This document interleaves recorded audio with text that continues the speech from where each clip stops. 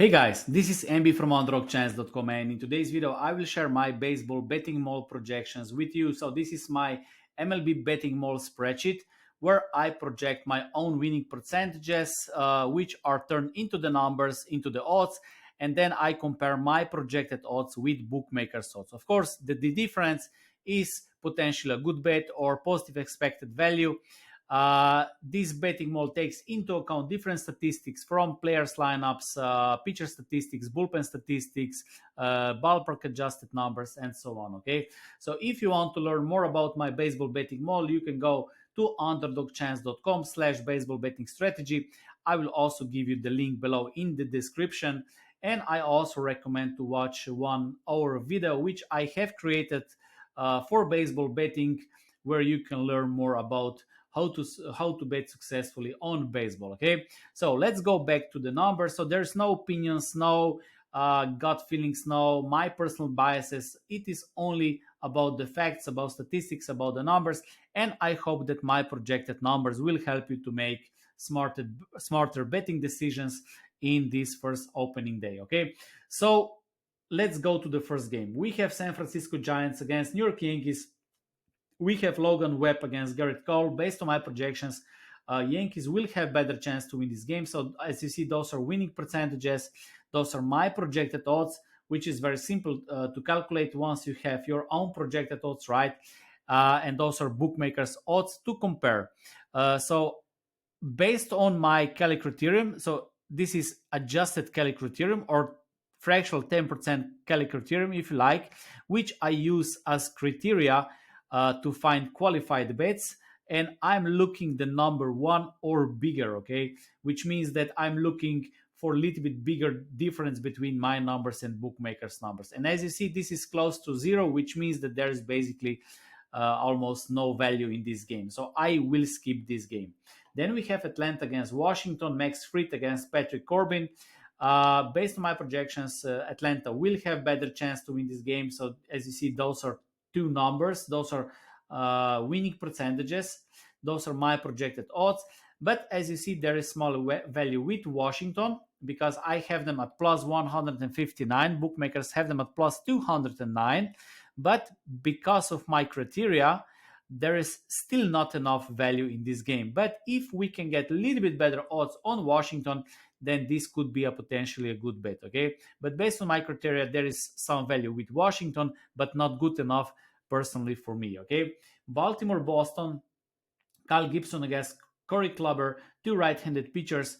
My projected number minus 132, bookmakers minus 120, not enough value. Milwaukee, Chicago Cubs, I give Milwaukee better chance. So my projected odds on Milwaukee Brewers minus 132, bookmakers minus 139. So this is again not qualified because my numbers and bookmakers numbers are too close with the bookmakers. Okay, Detroit Tampa Bay Rays, this is the first qualified bet. As you will see, we have Eduardo Rodriguez against Shane McClanahan, two left-handed pitchers. Based on my projections, Tampa Bay Rays will have 74.23% of chance to win this game. My projected odds minus 288, bookmakers minus 208. So based on my projections, Tampa Bay Rays is a qualified bet. So this would be 1.5 unit bet. Okay, at 1.48. This is decimal odds. Okay, the next game, Philadelphia against Texas. Aaron Nola against Jacob deGrom. So Texas signed Jacob deGrom, one of the best pitchers in the world. So this will be interesting as they will have one good pitcher on the mound. And my betting model gives Texas close to 60% of chance to win this game. My projected odds minus 150, bookmakers minus 130. So there is small value with Texas full game, but not good enough for me. But I found first 5 inning value with Texas. So I also calculate full game and I also calculate for first 5 innings. So this is first 5 inning bets. Okay, first 5 innings. This is in blue. And with Texas, there is value. So based on my projections, Texas should be at 1.58. Bookmakers have them at 1.76. In other words, I get more than I would expect. and Texas first five inning or first half at 1.76, 1.5 unit is another qualified bet. Okay, so this is so what I'm talking about. These numbers, those are just sports betting basics. Okay, so because the odds represent uh, implied probabilities. Okay, these probabilities are basically the prices that you pay on the market. Okay, so if you don't know what are you paying, you will probably lose in the long run. So we need to have somehow our own price. Okay, so there are different ways how you can get your own price. Some people simply compare soft bookmakers with sharp bookmakers and then they know the price, or you can develop your own baseball betting model and then you get your own numbers and then you get the feeling what you're betting. Okay, or the third option, you try to guess the number with your gut feeling, but I think this is not sustainable in the long run. uh, and I simply use my betting model. Okay, so New York Mets against Miami. Max Scherzer, Sandy Alcantara, two right-handed pitchers. Based on my projections, New York Mets should be at minus 138, bookmakers minus 116. Not qualified, not good enough. Okay, then we have Pittsburgh, Cincinnati, Mitch Keller, Hunter Green, two right-handed pitchers.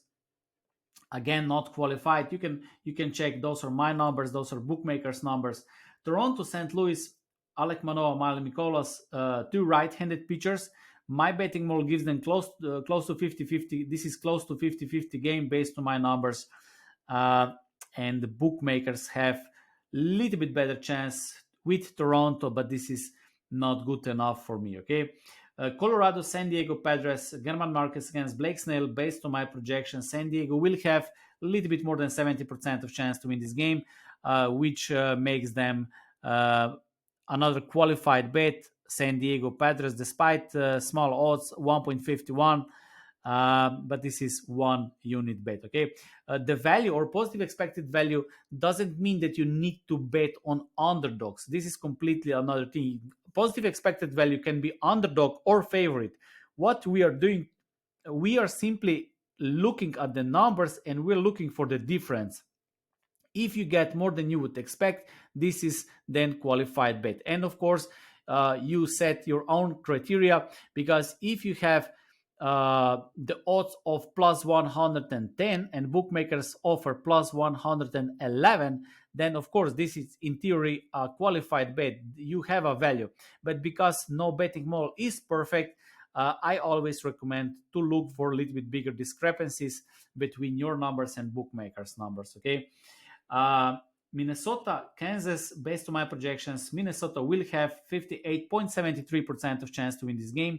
My projected numbers minus 142, bookmakers minus 143. So this is basically the same.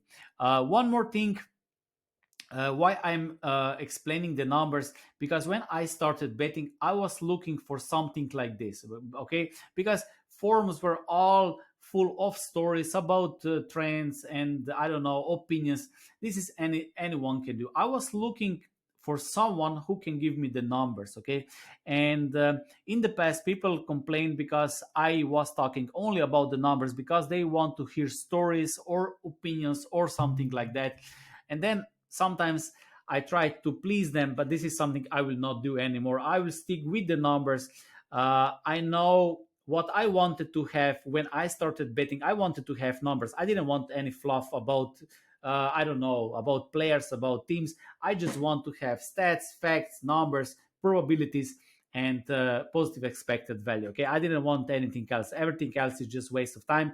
And this is something I want to share, and I will share in the future when I will share my free picks. So there will be no other opinions or fluff, just the numbers. Okay, there are other YouTube channels which will give you another perspective, another view on the games, stories, I don't know, injuries, and so on.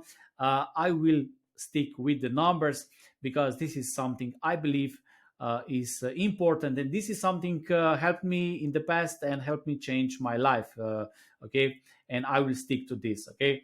uh, Chicago White Sox, Houston, Dylan Cease against Valdez, right-handed pitcher against left-handed pitcher. Houston better chance, but there is not enough value. As you see, there is not big enough number. Los Angeles Angels, Oakland. Oakland will start with Mueller. I don't have enough numbers for him, so he I will have average league average number for Oakland. This would be not qualified bet anyway, because if I don't have enough numbers from a pitcher, then I usually stay away. But the numbers are anyway the same than bookmakers. Arizona, Zach Gallen against Julio Urias. Based on my projections, Dodgers will have 57.62% of chance. My projected odds minus 136, bookmakers minus 164. So based on my numbers, they are overrated. A lot of times, Dodgers and those famous teams like Red Sox as well, maybe Cubs, they are many times overrated in terms of the odds, because bookmakers know that a lot of people likes to play them.